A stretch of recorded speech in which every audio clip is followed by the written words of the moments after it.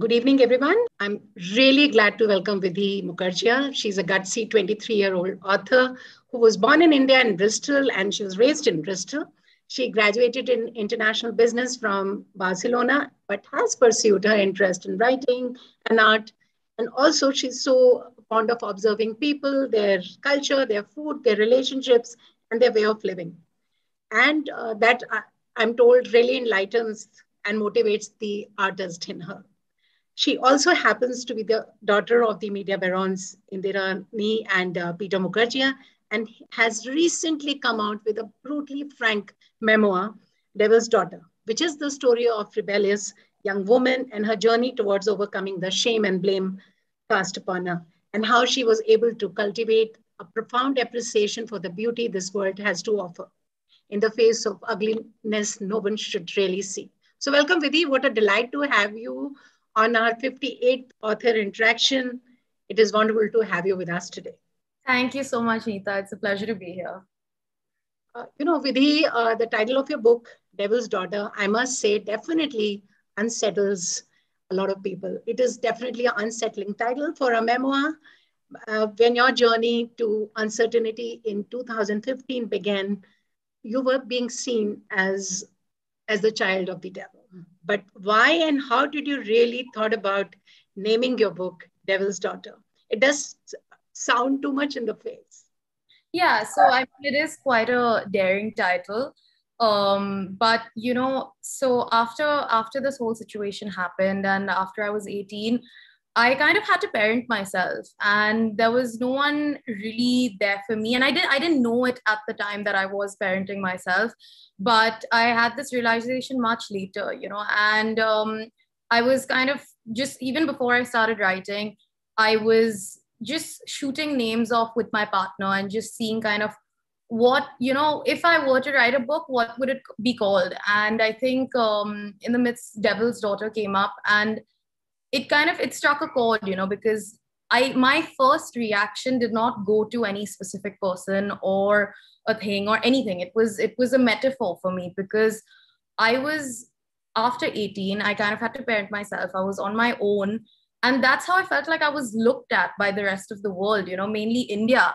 And I had my own kind of complexities with the media, the law, the CBI, and they were all very nuanced relationships. So the title is actually merely understood once the whole book is read. It's a very read in between the lines book. So the title kind of reflects that. Absolutely. And I must show everyone your book. This is a beautiful cover, Vidhi. Thank you. Did the artist in you really had some say in designing the cover? I found it really attractive, very beautiful. Yeah, I definitely,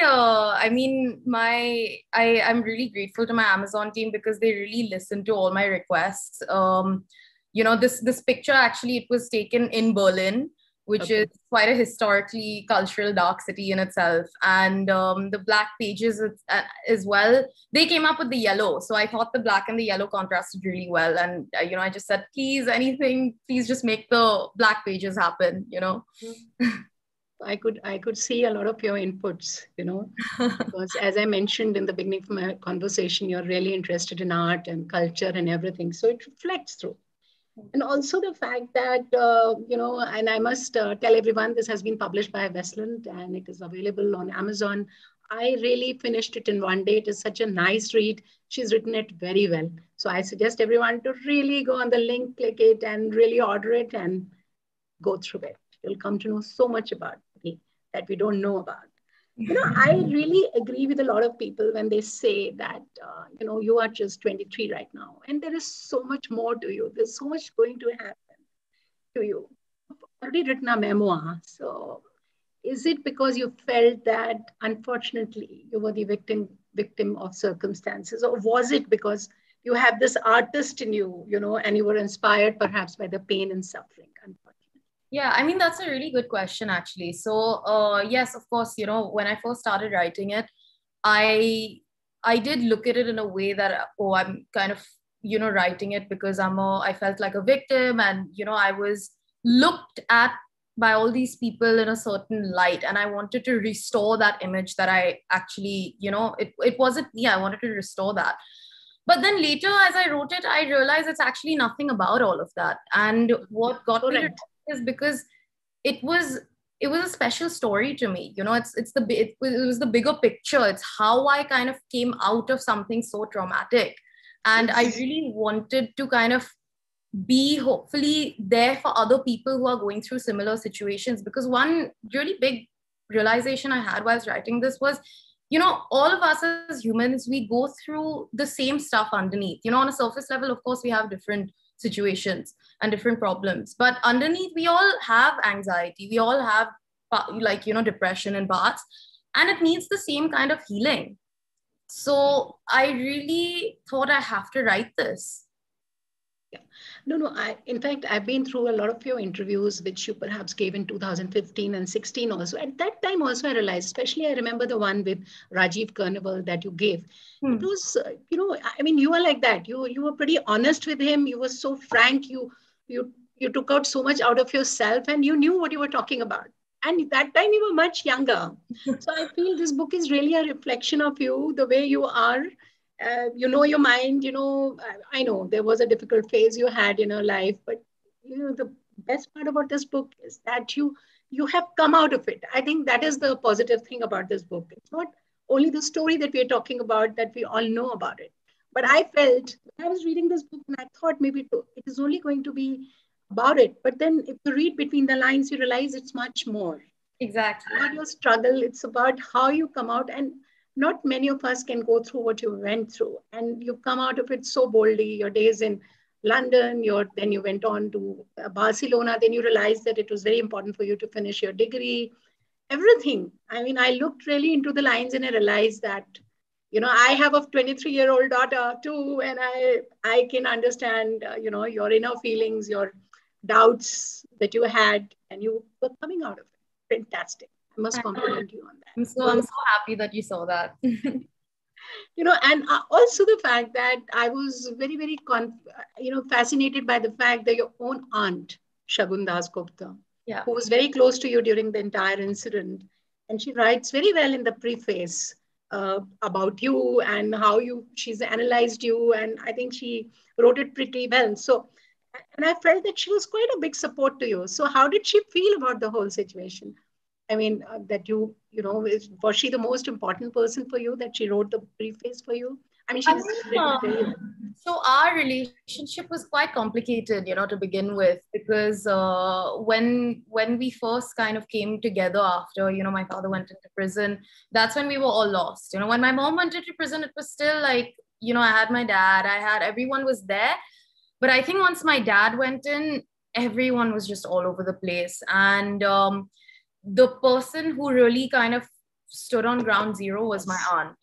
And when I would come back, she was there all the time. For the past 6 years, she was there in and out of Bombay every week almost.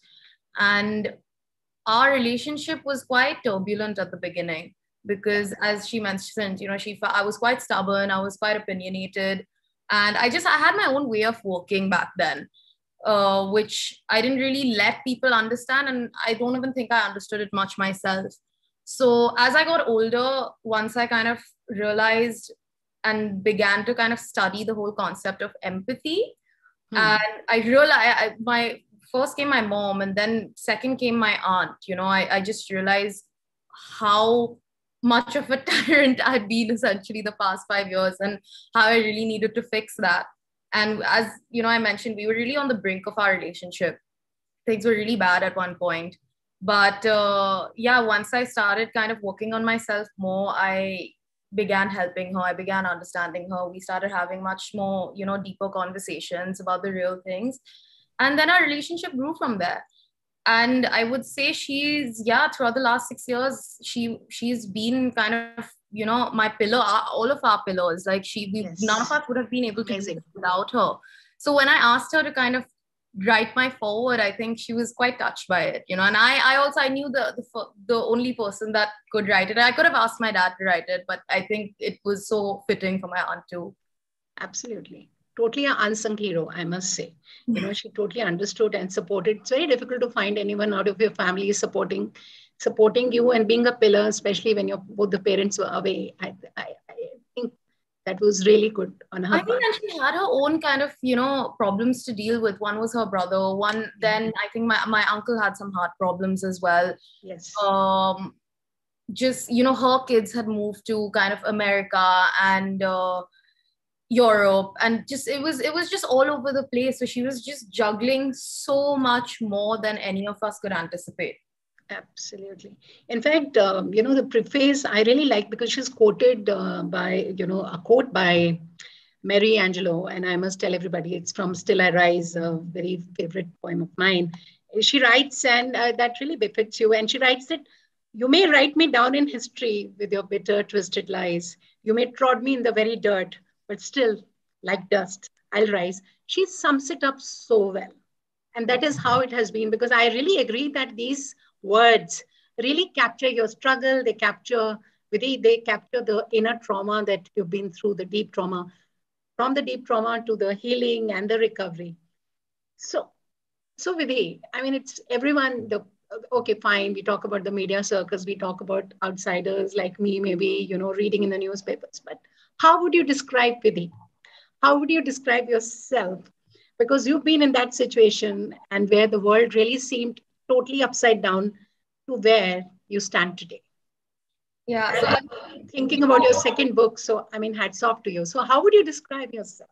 I mean, there's obviously been so much change, and there's still like a continuing shift. I see almost every day. I think first I went from this very kind of stubborn kid at 18 to self-deprecating and just, constantly putting myself down, to then feeling that I need to become better. And I started to have more confidence in myself. And now I'm at a place where I truly believe that I have an optimistic approach to everything, because earlier everything was pessimistic for me. Earlier I used to kind of live in this world where I thought the rug would be constantly pulled from under my feet, always.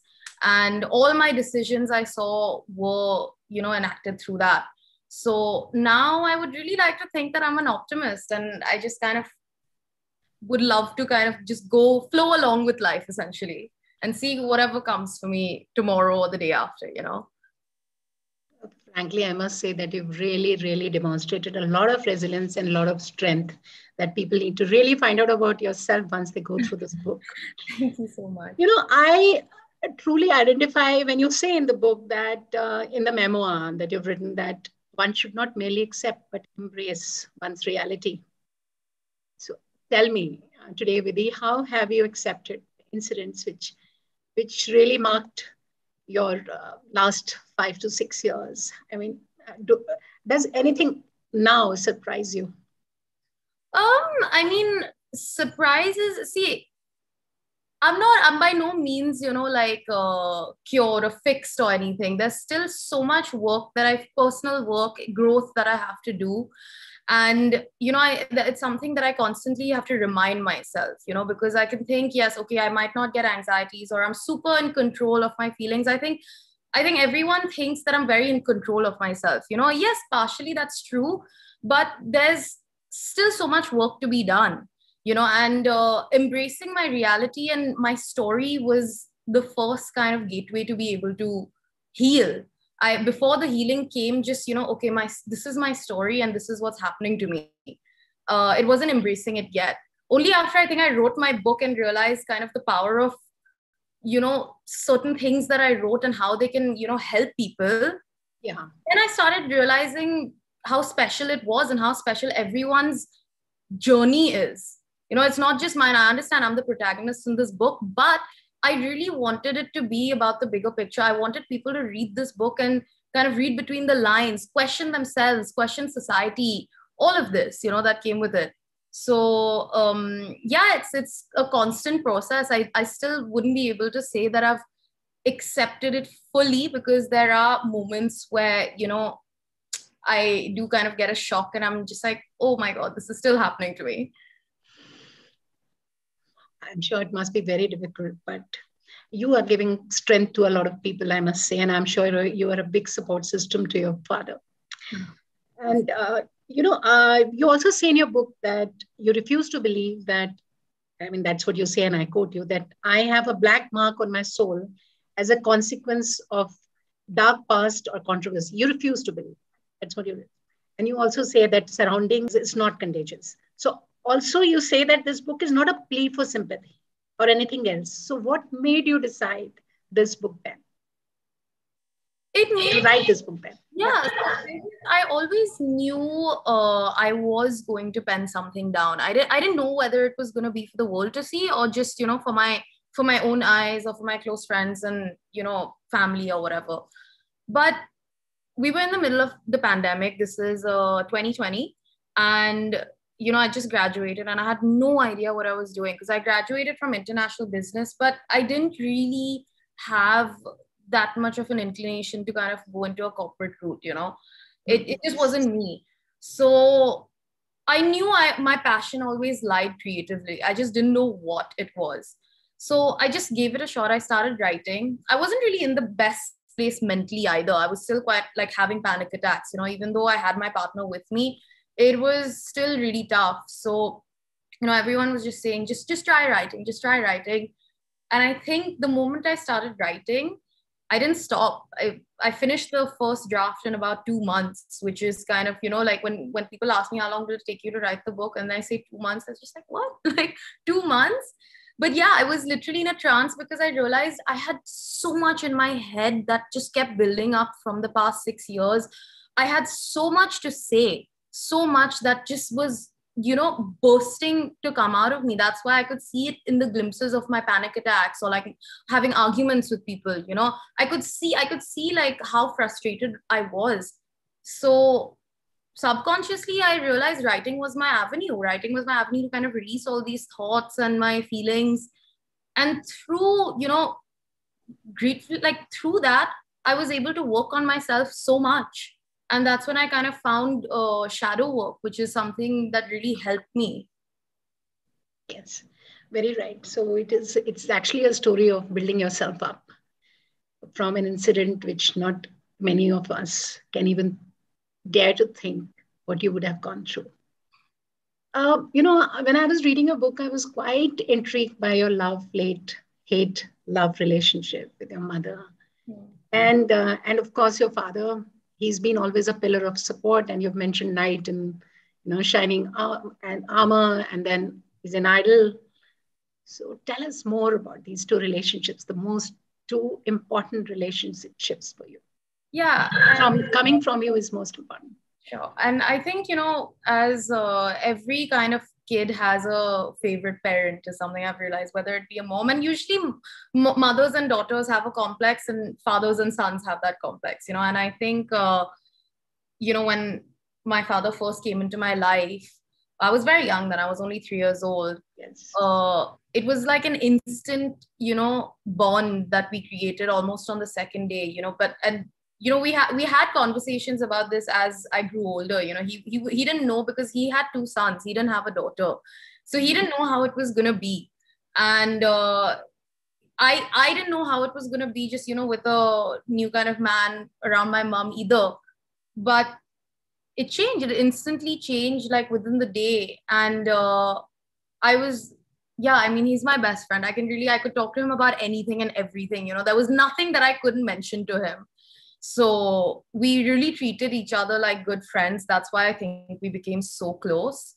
And with my mother, of course, I mean, it still is quite complicated. I think there's a big part of each other that we don't understand. I don't understand a lot about her, and she doesn't understand a lot about me as well, which I hope this, book is an avenue for.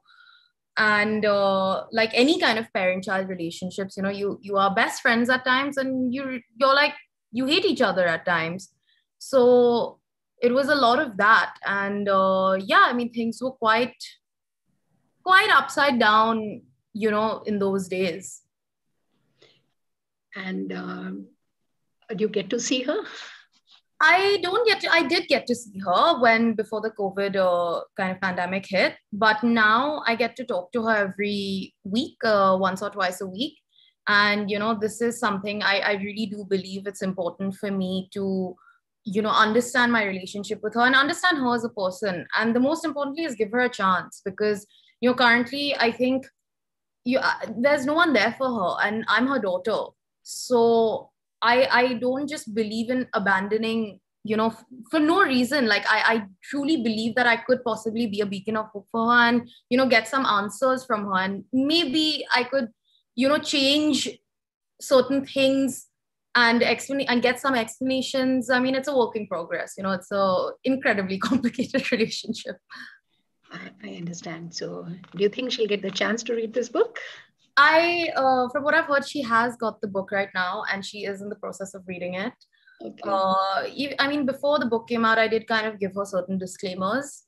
I'm sure there are parts that she won't be too pleased about, but this was my journey and this was kind of my outlet for what happened, and it's indirectly a really long letter to her. Yes, it is. It is actually. How about Peter? Peter's, I'm sure, must be feeling really proud of you the way you've written the book. Yeah, I've heard through multiple people that he's incredibly proud, and I think he might have teared up in certain parts, which it's quite emotional for me even to think that. Yes. But yeah, I remember the chocolate part when you were 3 and you kind of hid from your mother. That tied us together. That's the first thing that tied us both together. Yeah. And no, I just feel so honored to be able to kind of have my book right next to his. I think that's like the best like father-daughter moment ever. Absolutely. When I came to know about your book, and I was so happy that you're also coming on my platform. I mean, I must tell everyone that Mr. Peter Mukherjee graced our platform. He was the guest in our 47th author interaction. And I must tell everyone, he's a thorough gentleman and he's written a wonderful book, Starstruck. It has again been published by Westland. Yes, it's a wonderful book. And, you have definitely survived the emotional fallout of sensational Sheena Bora case with grit and empathy. You've said somewhere that you've learned the hard way that you're not responsible for someone else's action. So I'd like to hear this from you. So, I mean, you've finally come to terms with this. Yeah, I mean, this is a interesting one because I don't only refer to my mom as being behind that quote, like I'm not responsible for someone else's actions. I think there was a long period I did feel responsible, of why didn't I ask more questions? Why didn't anyone ask more questions? But also like I was like silly enough to blame my age. I was just like, oh, I was really young.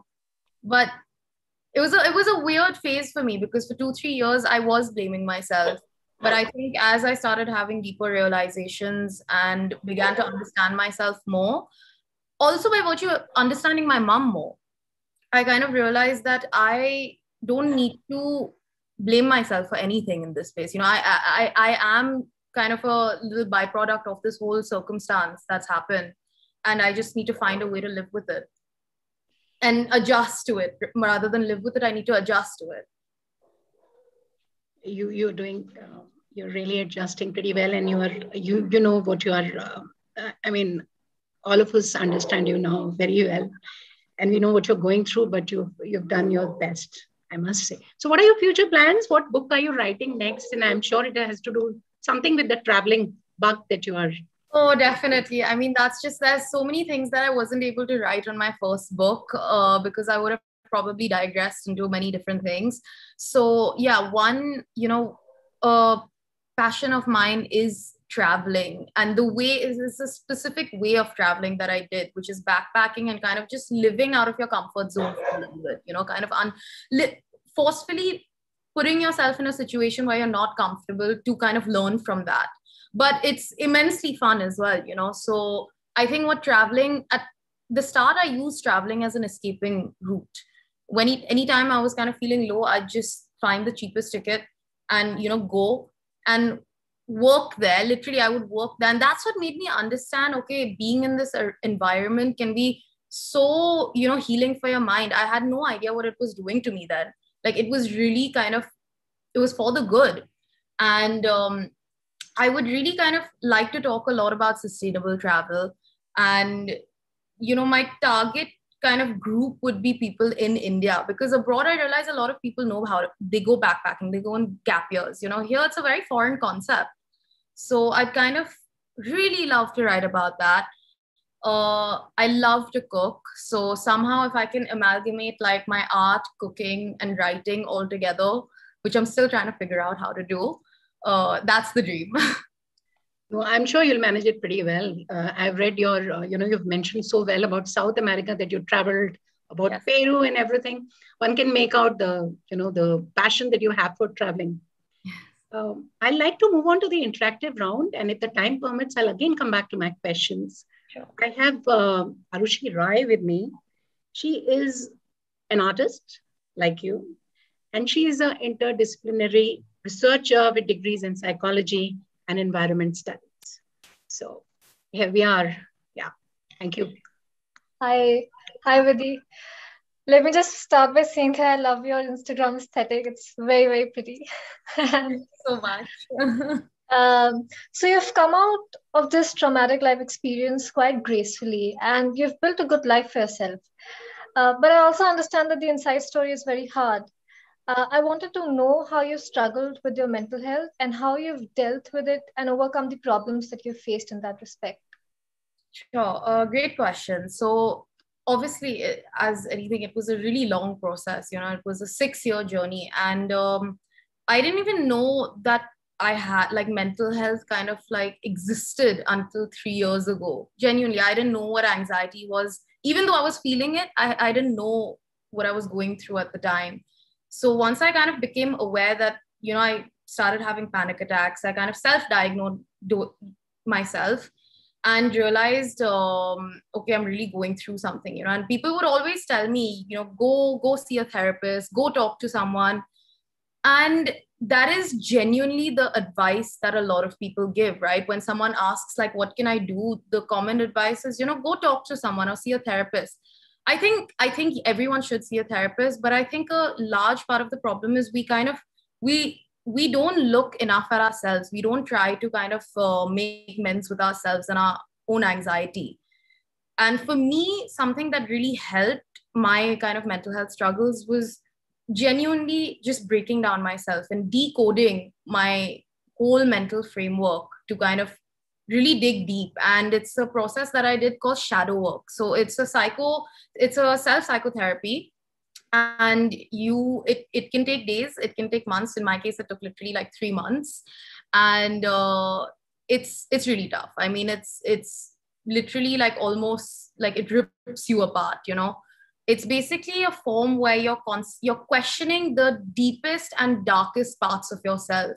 So you're facing topics like your insecurities, jealousy, family, sexuality, friends, and you kind of really ask yourself some uncomfortable questions. The whole point of shadow work is putting yourself in the most uncomfortable place. But and for me, it was really tough. I mean, there were literally, I think, 4 days in a row where I cried non-stop, and I think I didn't even know what was going on. I was just like, I'm just going crazy, like I didn't know when this was going to stop. But that suddenly, like when I stopped crying, I just instantly, it's like everything changed. I just knew certain bits about how my mind worked. And I call this like being friends with my anxiety. My anxiety is not gone. It's still there. It still creeps up on me all the time. But I literally I talk to myself. There's a light side of me and there's the dark side of me. And that's what shadow work is, your shadow self and your light self. And your shadow self is essentially the parts that are like shamed by society. You feel repressed, you see glimpses of those when you're angry with someone because you're deflecting on everything. So yeah, just check out shadow work. It's really, really cool. Yeah. Thank you so much for answering this question. I'm definitely going to check that out. And I love that you're so reflective. It actually explains a lot about how you are as an empath. So thank you so much. Thank you so much. Thank you, Arushi, for a wonderful question. And thank you, Vidhi, for answering it as well. Now we have Vijay Shankar. He's an advocate and he loves history and literature. So he has a question for you. Good evening. Am I audible? Yes, you are. Am I audible? Yes. Many congratulations on your book, and I really salute your courage. I have a very simple question. that don't you think that being from a celebrity family is a sort of double-edged sword, especially when the way one is subjected to the media trial and tribulations. We saw it in that Arushi murder case. The same thing happened to you too. So don't you think that it actually hurts, goes both the ways? I mean, it is a double-edged sword. Yeah, I mean, yeah, see, I'd like to correct. I don't think we're a celebrity family. I think the media just kind of really sensationalized our situation quite a lot. Yeah, I mean, with all that kind of, I have to acknowledge that I come from a very kind of privileged background, and I'm really grateful for my parents, for that. And I was only in that situation because of them. And of course, with that privilege came a huge downfall. So it of course, it's a, double hit. Like it was terrible. The last 6 years, all that privilege, all this, nothing, it didn't mean anything, after it, because we were all in the worst possible position that we could. And it was for the world to kind of see it. It was literally a public show that was going on. Thank you so much. I wish you all the best for your future projects also. Thank you so much for your question. Many, many congratulations once again, and I'm looking forward to read your book. Thank you very much. Thanks a lot. Thank you. Bye. So Vijayji, thank you. You can always order it on Amazon, and it is available on all the bookstores all over. It's doing pretty well, I must say. Next, we have Asha Dhaimia. She's a teacher of political science, and she has a very, very pertinent question. Yes, please. Yeah. Good evening, everyone, and hello, Vidhi. You are just like a girl from my classroom, so young, so like bubbly and chatting and all. Well, coming to my question. See, usually normal people like me and others, they want to tear off some terrible happenings, episodes from their lives. They don't even want to remember them, recall them. They want to snatch it out of their memory. And now here we have you before us who decided to relive the experience, interpret the situation that the destiny had put her in, putting all that thing she could recall on papers for other people to read, to understand, to analyze. I mean, it's courageous. It's beyond imagination. Hats off to you for that. My question is, are you at peace now? Has that storm inside you settled down? Are you calmed down? Yes, wonderful question. I think I don't think I will ever be fully at peace, but a majority of me is definitely calm. I have more control over myself and my emotions than I did before. I've kind of learned to, optimism plays a huge part. When I look at life more optimistically, the peace comes naturally. I'm able to, yes, definitely. I feel, I like solitude. For me, solitude helped me so much. I look at solitude as a luxury, So to answer your question, yes and no, but majority, yes. Good. Thank you. Thank you so much. Thank you, Asha. Next, we have Dia Neja. She's a student of class 11th, and she's an avid reader, and she's also the technical head at Trends Literature Series. Hi, Dia. Hi, it's amazing listening to you. You're honestly such a strong person. So I really have to ask of you that if you could share with us some of the learnings that you've gotten from the last 6 years of your life. I feel like it would be a benefit for a lot of people. Thank you for your question, Dia. So yes, I think one of the most important learnings I've had during this entire kind of journey would be just understanding the true meaning of empathy, because I think we don't know the meaning of empathy. We kind of use it, without truly knowing what it means.